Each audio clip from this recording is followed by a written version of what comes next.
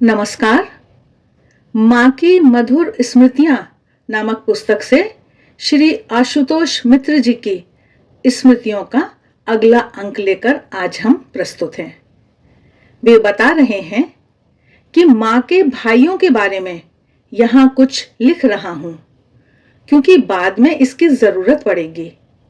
वे लोग, विशेषकर उनके बड़े तथा मंझले भाई, पुजारी ब्राह्मण थे। दोनों बारी बारी से कोलकाता में पूजा करते और उन्होंने रहने के लिए चोर बागान में एक मकान किराए पर लिया था। इसी में माँ के छोटे भाई अभय कुमार, जिनका वास्तविक नाम अभय चरण है, वह भी रहते थे। उन्होंने प्रवेशिका परीक्षा पास करने के बाद डॉक्टरी पढ़ी थी। योगीन महाराज के देह त्याग के बाद अभय कुमार विसूचिका रोग से ग्रस्त होकर दिवंगत हुए। उनकी बीमारी के समय मां पालकी में उन्हें देखने गई थीं। शरत महाराज और सुशील महाराज ने रोगी की सेवा की थी। मां के मुंह से सुना था, इतनी जल्दी जल्दी दस्त होते कि सकोरा लाने का भी समय नहीं मिलता। कितनी बार शरत और सुशील को हाथ में शौच लेते हुए देखा है। इस भाई को मां बड़ा स्नेह करती थीं, अतः उनकी मृत्यु से मां व्यथित हो गई थीं। योगीन महाराज के देह त्याग अर्थात अपने एक अंतरंग के देहांत तथा उसके करीब 4 माह बाद भाई अभय कुमार की मृत्यु से मां इतनी व्यथित हुई कि उनके लिए कोलकाता में, विशेषकर इस मकान में रहना कठिन हो गया। अतः शारदा महाराज मां को जयराम बाटी ले गए। वे लोग वर्धमान होकर जा रहे थे। रास्ते की घटना बाद में जैसी मां के मुंह से सुनने को मिली, वैसी ही यहां अपनी भाषा में लिपिबद्ध कर रहा हूं। दामोदर नदी पार करने के बाद पालकी न मिलने के कारण मां बैलगाड़ी में चली और शारदा महाराज कंधे पर लाठी लिए गाड़ी के आगे आगे पैदल चले। रात आधी से अधिक बीत चुकी थी। लगभग तीसरे प्रहर का समय था। मां सो गई थी। चलते चलते शारदा महाराज ने देखा कि बाढ़ के पानी से एक जगह सड़क कट गई है और वहां एक ऐसा गड्ढा है जिससे बचकर गाड़ी नहीं जा सकती। गड्ढे पर से ले जाने पर गाड़ी का चक्का टूटने का और हिलने के कारण मां की नींद खुलने या उन्हें चोट आने की संभावना है। उन्हें अर्थात शारदा महाराज को एक ऐसा उपाय सूझा जिससे गाड़ी सहज ही निकल जाए और मां की नींद भी ना टूटे। वे औंधे मुंह उस गड्ढे में लेट गए। किसी को कुछ पता न चला। उद्देश्य था कि गाड़ी उनके शरीर के ऊपर से निकल जाए। उद्देश्य निश्चय ही महान था, लेकिन उन्होंने एक बार भी नहीं सोचा कि उनके ऐसा करने से उनकी मृत्यु तो निश्चित है ही, फिर इस निर्जन स्थान तथा गहन रात में उनके सिवाय मां को कौन देखेगा? मां की रक्षा में कौन तैनात होगा? वे इसी दायित्व को लेकर तो कोलकाता से चले थे। कहावत है, होनी को कौन टाल सकता है। वैसा ही हुआ। गाड़ी के गड्ढे के पास पहुंचते ही सहसा मां की नींद खुल गई और चांदनी में स्थिति देखकर वे तत्काल सब समझ गईं। उन्होंने चिल्लाकर गाड़ीवान से गाड़ी रोकने को कहा और नीचे उतरकर शारदा महाराज को उनके इस कार्य के लिए खूब डांटने के बाद पैदल वह गड्ढा पार किया। खाली गाड़ी सहज ही गड्ढे पर से निकल गई। वैसे शारदा महाराज को धक्के लगाने पड़े थे। बाद में उनकी निष्ठा तथा गुरु भक्ति की विशेष प्रशंसा करते हुए मां ने हम लोगों को यह घटना सुनाई थी। आशुतोष मित्र जी आगे बता रहे हैं कि एक बार मां के जयराम बाटी में रहते मेरे मन में वहां जाने की इच्छा हुई। शारदा महाराज से बताने पर उन्होंने भी उत्साहित किया और स्वयं आटा, मैदा, चीनी, मिश्री, नारियल तेल, आम, मिठाइयाँ आदि विभिन्न चीजें खरीदकर उन्हें एक टोकरी में बांध दिया उन्होंने वर्धमान के रास्ते में पड़ने वाली धर्मशालाओं के नाम तथा उनकी आपस में दूरी, कहाँ क्या प्राप्त होता है आदि सब बातें लिख दी। मेरे एक मित्र सुप्रसिद्ध पंडित मोक्षदा चरण सामाध्यायी भी साथ चले। मेरे मित्र के एक संबंधी वर्धमान के राज कॉलेज के शिक्षक थे। पहली रात हमने उन्हीं के घर बिताई। अगले दिन हमने दामोदर नदी पार करके ठाकुर के जन्म स्थान कामारपुकुर के लिए एक बैलगाड़ी किराए पर ली। दोपहर को ऊंचालन नामक चट्टी में हमने शिक्षक द्वारा दी हुई चीजें खाई। वह रात द्वारकेश्वर के तट पर एक लखी नामक चट्टी में बीती। अगले दिन दोपहर से पूर्व हम लोग कामारपुकुर पहुंच गए। कामारपुकुर में हम ठाकुर के घर में ठहरे। उस समय वहां उनके भतीजे शिवराम थे। उनकी सहायता से हमने ठाकुर की सभी बाल लीलाओं के स्थान देखे। रघुवीर मंदिर, हलदार पुकुर, भूतिर खाल, शिव मंदिर सब देखा। उस दिन वहां बाजार था। हमने मां के घर के लिए सामान खरीदा और कुली के सिर पर सब रखवाकर शाम को जयराम बाटी लौटे। रास्ते में आमोदर नदी को पार करके हल्दी और पुकुरे गांव होते हुए शाम के समय मां के पास पहुंचे। धूल युक्त पावों के साथ ही मां को प्रणाम किया। हमें देखकर वे खूब आनंदित हुईं। हमारे ठहरने की व्यवस्था करने के बाद वे जल्दी जल्दी मैदा सानकर सब्जियां काटने लगीं। शीघ्र ही हमें खाने को पूड़ियां, चने की दाल, आलू दम, कुमड़े की चटनी तथा दूध मिला। उन्होंने स्वयं बैठकर हमें खिलाया और परोसती भी रहीं। मां के हाथ का खाना अपने जीवन में पहली बार खाया था। ठीक कोलकाता के भोजन की तरह स्वादिष्ट लगा, पर साथ ही यह सोचकर दुख भी हुआ कि हमारे कारण मां को कितना कष्ट उठाना पड़ा। अतः खाते खाते उनके साथ मधुर विवाद भी होने लगा। मैं बोला, हम नहीं चाहते कि हमारे लिए आपको परिश्रम करना या उद्विग्न होना पड़े। आपको यह सब करने की जरूरत नहीं। हमें भात खाने की आदत है, सबकी तरह हम भी भात खाएंगे। वे बोली, बच्चों के लिए मां ना करे तो कौन करेगा। इसी तरह का और भी काफी कुछ वे कहने लगे। लेकिन जब उन्होंने देखा कि हम अपनी बात पर अड़े हुए हैं तो वे चुप हो गईं। अगले दिन से हम मामियों का बनाया हुआ भात खाने लगे। ठीक इसी प्रकार एक बार और मां के साथ तर्क करना पड़ा था। उस बार साथ में काली कृष्ण महाराज अर्थात स्वामी विरजानंद भी थे।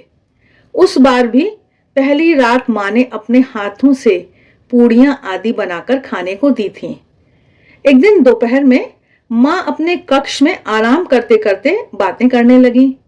उचित अवसर देख मैंने उनके एक शिष्य के बारे में पूछा, अमुक आपको प्रणाम करने क्यों नहीं आ पाते हैं? पहले मैंने इस विषय में मठ में सब कुछ सुना था, अब उनके स्वयं के श्रीमुख से सुनने की इच्छा थी। उस समय कमरे में मां और मेरे सिवाय कोई न था। मां ने उत्तर दिया, मुझे प्रणाम करने आया तो एक छुरी निकालकर अपने गले पर चलाने जा रहा था। मैं तर्क करने लगा, मां जरा सोचिए, उसका कार्य तो ठीक नहीं था, पर उसका उद्देश्य तो बुरा नहीं था। साधना में बाधा आ रही थी, मन ध्यान जप में नहीं बैठ रहा था, इसीलिए तो वह आपके द्वारा सृष्ट प्राणों को आपके ही पाद पद्मों में आहुति देने का प्रयास कर रहा था। मां बोली, बेकार की बातें मत करो। मुझे क्या उसने पत्थर की मूर्ति समझ लिया या काली घाट की काली मान लिया था जो बलि देने आया था? उसी समय से उसका आना बंद करवा दिया। मैं बोला, उस समय आप बड़ी कठोर हो गई थीं, पर बाद में आपको फिर नम्र होना पड़ा। अर्थात उस समय आपने उसे अपनी भयंकरी मूर्ति दिखाई थी और बाद में फिर उसी स्नेहमयी मूर्ति में प्रकट होना पड़ा था। मां हंसते हुए, बेकार की बातें मत करो, लड़कों के बहुत कहने पर आने दिया। अकेले नहीं आ पाता, कोई ना कोई साथ रहता है और प्रणाम करके ही चला जाता है। जयराम बाटी में हम लोगों के पहली बार रहते रहते ही माँ की भतीजी नलिनी का विवाह हुआ। लड़का हुगली जिला के गोहाट गांव का निवासी था। नाम था प्रमथनाथ भट्टाचार्य। इन प्रमथनाथ के बारे में हम आगे चर्चा करेंगे, इसीलिए यहाँ नाम दिया। मामा लोगों अर्थात श्री श्री माँ के भाइयों ने माँ से हम लोगों, मुझे तथा मोक्षदा चरण को कहलवाया कि हम लोग विवाह में बारातियों के साथ तर्क करें। उन दिनों गांव में विवाह के समय वर और कन्या पक्ष के बीच तर्क करने की प्रथा प्रचलित थी। विवाह की रात भानु बुआ के घर हमारे सोने की व्यवस्था हुई। उस रात भानु बुआ माँ के घर में ही थी और उनका घर सूना रहने के कारण हम लोग वहीं सोए। आधी रात के समय वर के आने पर भानु बुआ हाथ में दीपक लिए आकर हमें बुलाकर ले गई। हम लोग आकर दालान में बैठे और बारातियों से पूछा कि उनमें से कोई अंग्रेजी में तर्क करने को तैयार है क्या? उत्तर आया कि उनमें कोई अंग्रेजी नहीं जानता। मोक्षदा चरण ने पूछवाया कि कोई संस्कृत में प्रश्नोत्तर करेगा क्या? इस पर भी वही नकारात्मक उत्तर मिला। अतः उनके अनुरोध से मोक्षदा चरण ने शास्त्र के आधार पर विवाह शब्द के अर्थ की व्याख्या करते हुए एक छोटा सा व्याख्यान दिया। नलिनी के विवाह के पूर्व तथा बाद में जितने भी दिन मैं जयराम बाटी में रहा, प्रतिदिन मैं माँ के भोजन के बाद विश्राम के समय उनके कमरे में जाता और उनसे बहुत सी बातें सुनता। यहाँ पर मैं उनमें से कुछ महत्वपूर्ण तथा रोचक बातों का उल्लेख करता हूँ। इनमें से अधिकांश बातें मुझे पहले से ही ज्ञात थीं, पर माँ के मुंह से सुनने के अभिप्राय से मैं उन्हें पूछता और वे उत्तर देती। माँ: हाँ, शारदा, बाद में स्वामी त्रिगुणातीतानंद को ठाकुर ने नौबत खाने में मेरे पास मंत्र लेने भेजा था। योगीन अर्थात स्वामी योगानंद ने भी लिया, पर वह बड़ा संकोची था ना, भूल गया था। दोबारा वृंदावन में देना पड़ा। शारदा को पैसे देने की बात कह रहे हो? मेरे प्राण तो ठाकुर के पास ही पड़े रहते थे। उनके कमरे में क्या हो रहा है, वे वहां किससे क्या कह रहे हैं, मैं नौबत में बैठी सब सुनती जानती रहती थी। शारदा घर जाएगा, उससे बोले गाड़ी का किराया नौबत से ले लो। मैंने तत्काल 4 पैसे नौबत के दरवाजे की चौखट पर रख दिए और किनारे हट गई। शारदा ने आकर पैसे देखे और ले गया। नरेन का भी वैसे ही था। उससे ज्यों ही कहते आज तू यहीं रहेगा, त्यों ही उसे सुनकर चने की दाल चढ़ा देती। शौच के लिए जाते समय वे नरेन के भोजन के बारे में बताने आए तो देखा कि दाल पक रही है और मैदा भीग रहा है। मुझसे कह रखा था नरेन जिस दिन खाएगा उसके लिए मोटी रोटियां और चने की दाल पकाना, वह सब पचा सकता है। मूंग की दाल और पतली रोटियां नहीं चलेंगी। हाँ बेटा, नौबत में जो दिन बीते हैं उसे कौन समझेगा। नटी की माँ अर्थात श्री रामकृष्ण वचनामृत के लेखक श्री माँ की धर्मपत्नी, क्योंकि उनके बड़े पुत्र का घर का नाम नटी था। योगेन, गुलाब आदि जिसने देखा सभी कहते माँ इतने छोटे कमरे में कैसे रहती हो। कमरा तो तुमने देखा ही है। इतने छोटे कमरे में ऊपर छीके में सारी चीजें झूल रही हैं। एक गृहस्थ के घर में व्यक्ति को जिन जिन चीजों की जरूरत होती है, मसाले वगैरह सब, सीधे खड़े होने की गुंजाइश नहीं थी। खड़े होते ही सिर टकराता, सिर बार बार टकराकर फूल गया था। फिर फर्श पर चावल, दाल, हांडियां, सिलबट्टा, चकला, बेलन, चूल्हा सब कुछ रहता, फिर जगह ही कितनी बचती, उसी में उठती बैठती। फिर ठाकुर यदि किसी महिला को ठहरने को कहते तो वह भी मेरे साथ उतनी सी ही जगह में सोती। कभी कभी उसे सुलाकर मुझे बैठे बैठे रात गुजारनी पड़ती थी। हाँ, मंदिर में किसी के जागने से पहले ही उठ जाती, तब भी खूब रात रहती। कोई कभी मुझे देख नहीं सका। सब काम निपटाकर गंगा नहाने जाती। शुरू शुरू में बड़ा भय लगता, पर बाद में देखा कि मेरे नहाते समय नौबत से एक प्रकाश की रेखा सीधे गंगा तक दिखाई देती और मैं उसी रोशनी में नहा आती। नहाकर लौटते ही वह रोशनी बुझ जाती। बागदी और बागदी बहू की बात पूछते हो? जयराम बाटी के भूषण मंडल को तो तुमने देखा है। उसकी मां और कुछ स्त्रियां गंगा नहाने जा रही थीं। मैंने भी उनके साथ जाने की जिद की। मैंने सोचा वे लोग गंगा नहाकर लौट आएंगी और मैं ठाकुर के पास रह जाऊंगी। मुझे जाते देख लक्ष्मी अर्थात ठाकुर की भतीजी और शिबू अर्थात ठाकुर के भतीजे भी मेरे साथ हो लिए। कामारपुकुर से जहानाबाद तक गई। साथ के लोग अभी दिन बाकी है देखकर वहां ठहरे नहीं, आगे बढ़ गए। बोले संध्या होने के पूर्व ही तैलो भैलो का मैदान पार कर लेंगे।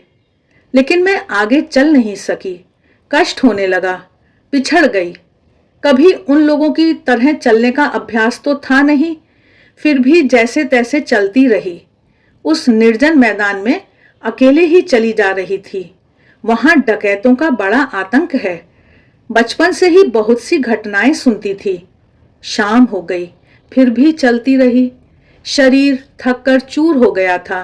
तभी देखा सामने से एक आदमी, जिसके सिर पर रूखे सूखे बाल, हाथ में चांदी का कड़ा, रंग खूब काला, हाथ में लाठी लिए मेरी ही ओर आ रहा है। मैं ठिठक कर खड़ी हो गई। शरीर के रोंगटे खड़े हो गए। बागदी जाति के उस आदमी ने डकैतों की तरह कठोर शब्दों में पूछा, तू कौन है? और मेरी तरफ मुंह फाड़कर देखने लगा। उसकी स्त्री भी आ गई। उस स्त्री को देखकर मुझे साहस हुआ। मैं बोली, पिताजी, मैं शारदा तुम्हारी बेटी हूं। तुम्हारे दामाद के पास जा रही हूं। मेरे संगी आगे निकल गए हैं। दया करके मुझे पहुंचा दीजिए। मां आगे भी कुछ कहने जा रही थी कि मैंने रोककर कहा, डकैत पिता के बारे में और बताने की जरूरत नहीं मां। जिसने भी ठाकुर की जीवनी पढ़ी है उसे यह सब ज्ञात है। मैं जो जानना चाहता हूं वही बताइए। उन्होंने पूछा, क्या? मैंने कहा, डकैत ने आपकी ओर आश्चर्यचकित होकर क्या देखा था? मां ने कहा, उसने बाद में बताया काली रूप में देखा था। मैंने पूछा, तो आपने उसे काली रूप में दर्शन दिए थे? मां, बात को छिपाइएगा मत, साफ बोलिए। मां ने कहा, मैं भला क्यों दिखाऊंगी? वह बोला कि उसने देखा था। तो मैंने कहा, इसी से हो गया, आपने दिखाया था, नहीं तो उसने अन्य किसी स्त्री में तो नहीं देखा, आप में ही तो देखा। आप स्वीकार कीजिए या मत कीजिए, पर यह स्वतः सिद्ध है कि आपने दर्शन दिए थे। मां हंसकर, अब तुम चाहे जो कह लो। मैं समझ गया कि ठाकुर द्वारा राख में लिपटी बिल्ली कहने का क्या अर्थ है। बोला, पर मां, मैं तो उस काली वाले रूप में आपको नहीं देखना चाहता। मैं आपको इसी रूप में देखना चाहता हूं। आप मां और मैं आपका बेटा। मां हंसते हुए, ठीक ही तो है बेटा, मेरी भी जान बची। मुझे भी जीभ निकालकर खड़े नहीं होना पड़ेगा। श्री आशुतोष मित्र जी के श्री श्री मां के ये मधुर संस्मरण अभी शेष हैं। शेष हम आगे आने वाले अंकों में सुनेंगे। आज के लिए बस इतना ही। मिलते हैं फिर। देखते रहिए देवाक्षर। वीडियो अच्छे लगते हैं तो लाइक का बटन जरूर दबाएं। कमेंट बॉक्स में कमेंट करके बताएं। मित्रों के साथ शेयर करें। नमस्कार।